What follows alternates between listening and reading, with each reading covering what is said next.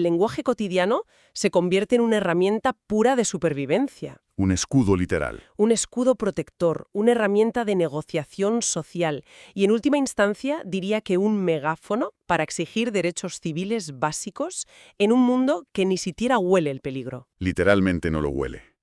Quienes nos escuchan van a cambiar por completo la forma en que perciben el aire que respiran y el rastro que dejan al caminar, de verdad.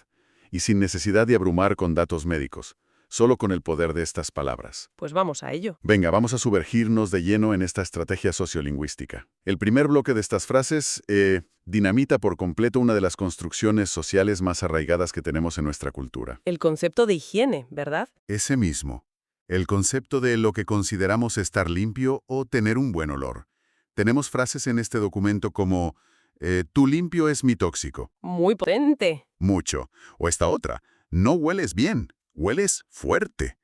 Y mi favorita para empezar, invisible para ti, insoportable para mí. Es que son dardos directos. Totalmente. A ver, se me ocurre una analogía que encaja muy bien aquí. Pensemos en la industria de la comida rápida. Vale, a ver por dónde vas. Pues que nos han alterado el paladar a base de glutamato y potenciadores de sabor a niveles loquísimos, hasta el punto de que te comes una simple pieza de fruta y de repente te parece sosa. Claro, porque tienes las papilas gustativas saturadas de estímulos artificiales. Exacto. Pues con el olfato ha ocurrido un proceso idéntico, diría yo. Nos han vendido que la ausencia de suciedad, el estar limpios, tiene que ir acompañado obligatoriamente de una presencia masiva de químicos industriales. Es una barbaridad si lo piensas. Y el desarrollo de esa asociación histórica es clave para entender este conflicto. A mediados del siglo XX, la industria química y la publicidad lograron convencernos, a toda la sociedad, vaya, de que lo limpio tiene que oler a pino sintético. A brisa marina embotellada, ¿no? Eso es, o a lavanda de laboratorio. Pero a nivel puramente biológico, la verdadera limpieza no tiene olor. Cero olor. Claro, la ausencia de bacterias o de suciedad es inodora por definición. Sin embargo, los productos modernos de hoy en día están cargadísimos de compuestos orgánicos volátiles. Los famosos COPs. Exactamente. Estamos hablando de ftalatos, de almizcles sintéticos derivados del petróleo. Y se añaden específicamente para que el aroma perdure semanas, metido en las fibras de la ropa. Es que es muy fuerte. Entonces, cuando la frase dice, tu limpio es mi tóxico, no es una metáfora poética. Está señalando una realidad fisiológica cruda. Una agresión real. Sí, porque esos compuestos orgánicos volátiles viajan por el aire, entran por la vía respiratoria y, debido a su tamaño molecular tan pequeñito, muchos tienen la capacidad directa de cruzar la barrera hematoencefálica. Madre mía. Ese es el santo conceptual que cuesta tanto asimilar. Porque para la persona promedio, respirar ese olor a detergente o a suavizante le genera una respuesta psicológica súper positiva. Claro, confort, limpieza, hogar, cuidado. Exacto. Pero para alguien con sensibilidad química múltiple, inhalar esos mismos compuestos orgánicos volátiles desencadena, literal, una cascada inflamatoria en su cuerpo. Un caos biológico. Eso es. Sus mastocitos, que, bueno, para dar un poco de contexto, son unas células del sistema inmunológico, interpretan esa molécula sintética de lavanda como si fuera un agente patógeno letal. Como un virus mortal. Tal cual. Y liberan histamina y otros mediadores de forma masiva. O sea, el resultado no es que simplemente les desagrade el olor o les moleste un poco. No, para nada. Es que experimentan niebla mental, taquicardias, dolores articulares horribles o hasta dificultad respiratoria aguda. Y esa disonancia cognitiva entre el emisor del olor y el receptor es lo que hace que la interacción social se vuelva casi imposible de gestionar. Es un campo de minas. Si conectamos esto con el panorama general, la frase invisible para ti, insoportable para mí, resume a la perfección la asimetría brutal de nuestro contrato social actual. ¿A qué te refieres exactamente con lo del contrato social? Pues a que vivimos bajo la premisa indiscutible de que exudar un olor a perfume caro o a ropa recién lavada es una muestra de respeto hacia los demás. Claro, es verdad. Si vas a una entrevista de trabajo te pones colonia. Exacto. Es un indicador de estatus, de cuidado personal. Quien lleva el perfume cree genuinamente y con toda su buena intención que está ofreciendo su mejor versión al mundo. Y entonces llegas tú y le dices que te está envenenando. Imagínate el choque. Cuestionar eso equivale a atacar su decencia básica como persona. De ahí que la deconstrucción de la palabra limpio sea tan agresiva en estas frases. Tienen que ser agresivos. Claro, el lenguaje tiene que romper con una asociación neuronal creada por décadas de publicidad. Tienen que hacerle entender al otro que su preciado producto de higiene es de hecho un agresor biológico. Y esa ruptura plantea un dilema social tremendo. Entonces, ¿qué significa todo esto para nuestro contrato social básico? Si oler a suavizante es visto como señal de respeto social, ¿cómo gestionas que para otro sea una agresión física inaceptable? Pues con muchísimo desgaste emocional, porque la gente se ofende rapidísimo. Lógico. Decirle a un compañero de trabajo, o peor, a un familiar, que su intento de oler bien te está enfermando es garantizar una actitud defensiva inmediata. La higiene está muy ligada a nuestra dignidad. Íntimamente ligada. Así que si la diplomacia directa resulta en ofensa, tiene todo el sentido del mundo que las personas con SQM busquen un amortiguador social. Y aquí es donde se pone muy interesante la cosa. A ver, cuéntame. El segundo grupo de lemas da un giro radical hacia la cultura pop y el humor negro. Fíjate en estas frases. No eres tú, es tu suavizante. ¡Ay, qué buena! Bésame, pero sin fragancia. O esta otra. Pareces una mofeta química. Jugar con el clásico cliché de las rupturas amorosas del no eres tú, soy yo, y trasladarlo a los productos de limpieza es brillante. Es una maniobra lingüística inteligentísima para absolver a la persona y condenar únicamente al producto. Exacto, desvían la culpa. Es una táctica de supervivencia de manual. El humor aquí actúa como un lubricante en interacciones sociales donde de otra forma la fricción y la pelea estarían garantizadas. Es que te ríes por no llorar. Y tanto, si te paras a imaginar la situación subyacente a la frase «bésame pero sin fragancia», de repente revela un nivel de dolor emocional considerable. Sí, claro, rechazar a alguien que quieres. Rechazar el afecto físico de un ser querido, de tu pareja o tus hijos, porque su loción de afeitado o su crema hidratante te va a provocar una crisis de salud, es profundamente antinatural. Tiene que ser desgarrador. Lo es. Por eso el humor permite rebajar un poco la tensión de ese abrazo frustrado y, sobre todo, alivia la culpa del otro. Se ríen juntos de la situación para evitar que el rechazo biológico, físico, se interprete por error como un rechazo afectivo. Entiendo perfectamente la función, pero me surge una duda importante sobre la eficacia de esto a largo plazo. ¿No existe el riesgo de que, al usar chistes visuales como mofeta química o bromas de rupturas, la gente no se tome la condición lo suficientemente en serio? Te entiendo. Claro, o sea, si el objetivo final es que la sociedad, los médicos y los legisladores reconozcan la SQM como una discapacidad física severa, recurrir al chistecito podría dar argumentos a los que quieren catalogar a estas personas como simples excéntricos, ¿no? Ya, como que tienen manías olfativas y punto. Eso es. A ver, el riesgo de trivialización está siempre ahí, presente, pero hay que analizar la función dual que cumple el humor en cualquier grupo marginado. Vale. Por un lado, sí, busca no ofender al interlocutor, suavizar el golpe, pero por otro lado, y esto es lo importante, establece un límite físico clarísimo e innegociable. Una barrera. Exacto. La forma puede ser cómica. Te puedes reír con lo de mofeta química o bésame pero sin fragancia, pero el fondo sigue siendo una directriz conductual muy estricta. Mantén la distancia. Muy cierto. Te estás riendo, pero te estás alejando. Quienes sufren esta condición realizan un malabarismo sociolingüístico constante. Tienen que gestionar el ego y las emociones frágiles de las personas sanas mientras intentan desesperadamente proteger su propia integridad neurológica. ¡Qué agotamiento! Es una carga de trabajo emocional tremenda, que se suma al agotamiento físico que ya trae de por sí la enfermedad. Y supongo que ese malabarismo emocional tiene un límite, claro. Por supuesto que lo tiene. Porque la cosa se rompe cuando el entorno decide ignorar tanto la diplomacia como el humor. O sea, cuando el vecino sigue utilizando el ambientador de enchufe que se te cuela por los conductos de ventilación. O el compañero de oficina que insiste en usar su colonia de siempre a pesar de que se lo has pedido amablemente 20 veces. Exacto.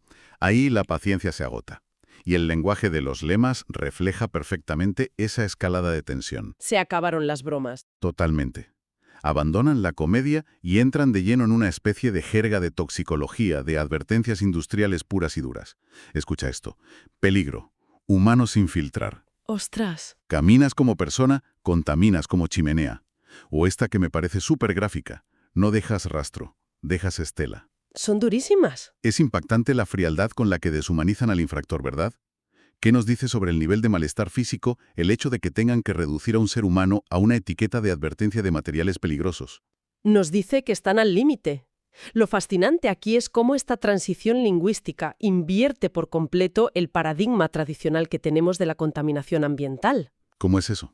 Pues mira, históricamente siempre conceptualizamos la contaminación a nivel macro. Sí, grandes fábricas. Exacto. Visualizamos una refinería de petróleo, una central térmica emitiendo gases por una chimenea a kilómetros de distancia o un vertido químico en el mar. Es un peligro lejano. Corporativo y despersonalizado, claro. Eso es. El lenguaje de la SQM, sin embargo, coge todo ese desastre ecológico y lo aterriza a una escala micro. Convierte al individuo, en su inocente rutina de aseo por la mañana, en una fábrica contaminante andante. Una locura. La etiqueta «humano sin filtrar» advierte precisamente de que esa persona carece de las barreras éticas o incluso físicas para contener sus propias emisiones tóxicas. Fíjate que la elección de la palabra estela en lugar de rastro en uno de los lemas me parece particularmente reveladora. Es un matiz brillante. Imagina que vas conduciendo por la autopista y vas detrás de un camión diésel de estos súper antiguos mal cuidados que va soltando una nube densa y negra por el tubo de escape. Uf, sí, te lo imaginas y ya quieres toser. Tu reacción instintiva, la de cualquiera, es cerrar las ventanillas rápido, apagar la ventilación que entra de fuera y frenar para dejar espacio. Porque la amenaza es física, es tridimensional. Ocupa un espacio, sí. Un rastro, sin embargo, evoca unas huellas pasivas en la arena. Alguien pasó por ahí y ya está, es inofensivo. Pero una estela... Como la de los aviones o la de un barco. Exacto. Una estela es turbulenta. Ocupa un volumen en el espacio, desplaza el aire, perdura en el tiempo muchísimo y envuelve por completo a quien va justo detrás. La analogía del camión se vuelve terrorífica si la aplicamos al simple acto de ir caminando pasillo abajo en un supermercado, detrás de alguien que lleva muchísimo perfume. Es que lo visualizas perfectamente. Y esa espacialidad de la estela de la que hablas evidencia un fracaso monumental en nuestras políticas de salud pública y accesibilidad. Un fracaso absoluto. Piensa que tenemos leyes estrictas que regulan los niveles de monóxido de carbono o leyes que prohíben fumar en espacios cerrados bajo la premisa básica de proteger el aire compartido. Claro, el humo de segunda mano pasó de ser una simple molestia de «ay, qué mal huele», a ser considerado un riesgo inaceptable para la salud pública. Exactamente. Sin embargo, los químicos sintéticos volátiles que llevan las fragancias personales disfrutan de una impunidad total. Entran en hospitales, en el transporte público, en oficinas. Nadie lo regula. Nadie. Ante esa desprotección institucional tan bestia, la cosificación del otro, llamarle chimenea, no es un insulto gratuito o un ataque, es la descripción literal y precisa de un riesgo biológico que no está regulado. Ya. Y supongo que ver al resto de la humanidad constantemente como un peligro ambiental incontrolable te empuja inevitablemente a la consecuencia final. Y diría que la más desoladora de todo esto, que el aislamiento forzoso. La soledad absoluta. Y esto nos adentra en la última fase de nuestro análisis. Aquí el lenguaje destila la fatiga extrema de luchar simultáneamente contra los síntomas físicos y contra el muro de escepticismo de la sociedad. Es una doble batalla constante. Las frases adquieren ya un tono casi de ultimátum y de defensa legal. Encontramos lemas como «tu perfume me mata» y entre paréntesis ponen literalmente. Ostras. «Mi burbuja no es antisocial, es supervivencia. Aire puro o muerte. Menos perfume, más respeto. Y por último, no exagero, respiro o enfermo». Es que son desgarradoras. A mí me suenan a eso, a defensa en un tribunal. Y te pregunto desde la empatía, ¿cuánto de este lenguaje no es solo para advertir del peligro físico inminente, sino para rogar, casi suplicar que se crean su realidad? Es que has dado en el clavo. Fíjate en el uso de las aclaraciones entre paréntesis, el literalmente o el no exagero. Ese es el síntoma lingüístico clarísimo del gaslighting médico que sufren. Del ninguneo, vamos. Sí, cuando estos pacientes acuden a las consultas médicas con reacciones multisistémicas severas, provocadas por olores cotidianos, la respuesta institucional durante décadas ha sido, tristemente, la psiquiatrización. ¡Qué barbaridad! Les mandan al psiquiatra directamente. Se les deriva a salud mental, asumiendo sin más pruebas que su reacción física, real, es solo una manifestación de ansiedad grave o una fobia olfativa rara. Es indignante. Imagina pasar años escuchando a figuras de autoridad médica e incluso a tus propios familiares decirte que el dolor está solo en tu cabeza. Te vuelves loco. Al final, tu lenguaje asume una postura defensiva y preventiva casi por instinto. Tienen que validar su propia realidad empírica y justificar su sufrimiento antes incluso de terminar de pronunciar la frase. Es que parecen de verdad las palabras de un acusado testificando en un juicio donde la sentencia de culpabilidad ya está dictada de antemano. Tal cual. Al analizar la frase «mi burbuja no es antisocial, es supervivencia», queda súper claro que estas personas no solo están lidiando con la carga de la enfermedad, sino con una penalización moral añadida, la que impone la sociedad a cualquiera que se aísla. Porque en nuestra cultura, claro, la reclusión voluntaria está súper estigmatizada. Inmediatamente se etiqueta a la persona de huraña, de conflictiva o de rarita. Tienen que gastar la poquísima energía vital que les queda en justificar que encerrarse a cal y tanto en casa con 3 purificadores de aire funcionando a tope no es una decisión de estilo de vida misántropa. No es que odien al mundo. No, es una medida desesperada y médica para evitar que su sistema inmunológico entre en shock anafiláctico solo por culpa del detergente que usa el vecino del piso de abajo. Y esa necesidad imperativa de justificar constantemente su burbuja revela hasta qué punto el espacio público se ha convertido en un terreno hostil para ellos. Completamente hostil. Y esto, si lo piensas, le otorga una dimensión política muy profunda a la frase «menos perfume, más respeto». Trasciende lo personal, ¿no? Exacto. Trascendemos la simple queja médica del estilo «ay, este olor me da un poco de migraña». Sí, sí. Aquí ya se trata de una demanda explícita, firme, de derechos civiles y de accesibilidad universal. Como quien pide una rampa. Esa es la comparación perfecta. De la misma manera que construir una rampa en un edificio público para las sillas de ruedas garantiza un derecho fundamental a la movilidad y a la participación ciudadana. Eliminar las barreras químicas del aire compartido garantiza el derecho a respirar sin enfermar. Eso es. El respeto al que alude ese lema no es una mera cuestión de tener buenos modales o ser educado. Es la exigencia vital de que se reconozca su derecho a existir de forma segura en la sociedad. Ese salto conceptual de la cortesía a la accesibilidad básica, la verdad es que te cambia por completo el paradigma. Te vuela la cabeza. Totalmente. Bueno, pues hemos recorrido un camino bastante complejo a través de estas 14 frases hoy. Muy intenso, sí. Hemos visto cómo las personas con sensibilidad química múltiple tienen que, literalmente, deconstruir nuestro concepto industrial de higiene para demostrar que es un agente tóxico. Hemos analizado también su uso del humor negro y los tropos de la cultura pop para intentar, poner límites físicos sin que explote un conflicto social cada vez que abren la boca. Ya ves. Y también hemos observado la crudeza de tener que deshumanizar al prójimo, llegando a ver al de enfrente como una chimenea contaminante andante, todo por la falta de normativas que regulen el aire que compartimos. Es que están desprotegidos. Y finalmente, hemos abordado esa defensa titánica contra el gaslighting social y médico, reclamando su aislamiento no como un defecto de su carácter, sino como pura y dura supervivencia biológica. Y yo creo que la inmersión en este vocabulario subraya una realidad aplastante. Y es que para quienes viven día a día en un campo de minas invisible, las palabras tienen que ser lo más precisas, afiladas y contundentes posible.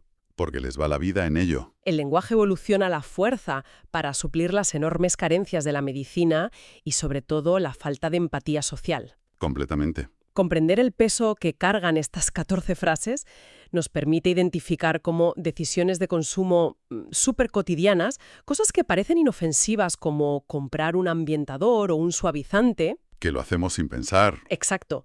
Cómo eso tiene repercusiones tangibles, físicas y a veces devastadoras sobre la fisiología de los demás. La calidad del aire interior debería ser un bien común intocable, y su privatización a base de fragancias sintéticas está marginando a día de hoy a un sector entero de la población. Es para reflexionar desde luego. De hecho, acabe de dejar una última reflexión sobre la mesa para que quienes nos escuchan continúen explorando los bordes de este análisis por su cuenta. A ver, sorpréndeme. Resulta fascinante pensar en el impacto visual, el choque que tendría materializar de golpe todo lo que es volátil. Uf. La próxima vez que alguien camine por la calle o paseando tranquilamente por el pasillo de un centro comercial, sería muy interesante hacer este ejercicio mental. Imaginar por un momento si existieran unas gafas especiales. ¿Gafas térmicas o algo así? Sí, una tecnología térmica o química que, al ponértela, te permitiera ver visualmente las emisiones de los suavizantes, los perfumes, las lacas y los fijadores que cada cuerpo irradia constantemente al moverse.